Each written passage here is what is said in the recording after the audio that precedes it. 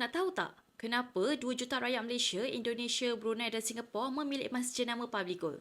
Jom saya kongsikan, boleh saya dulu video ni untuk rujukan pada masa akan datang. Kalau tuan-puan nak tahu, Public Gold merupakan pengeluar atau pengilang emas pelaburan yang terbesar di Malaysia yang telah beroperasi dari tahun 2008 hingga ke hari ini. Kira-kira lebih kurang 18 tahun Public Gold telah bertapak di Malaysia dengan 18 cawangan di seluruh Malaysia dan kini 7 cawangan di Indonesia. Jadi apa yang paling menarik di Public Gold, tuan-puan boleh mula menabung serendah 1 gram atau serendah RM100 di akaun emas Gap.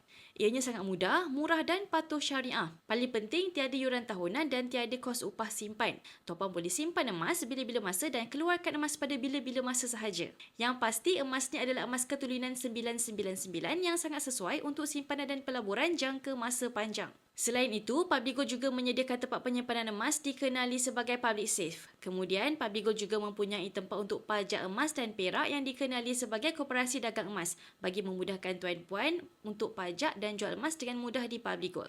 Jadi tuan-puan dah tak perlu risau kerana Public Gold telah membina ekosistem untuk memudahkan tuan-puan beli dan jual emas dengan senang hati. Nak jual emas yang patah rosak kemik di Public Gold pun boleh, tak ada masalah. Public Gold tetap akan ambil dengan harga yang tinggi. Sekiranya tuan-puan nak mulakan simpanan emas dengan cara yang paling mudah, murah dan patuh syariah, tekan borang saya up, nanti saya bantu tuan-puan sebaiknya.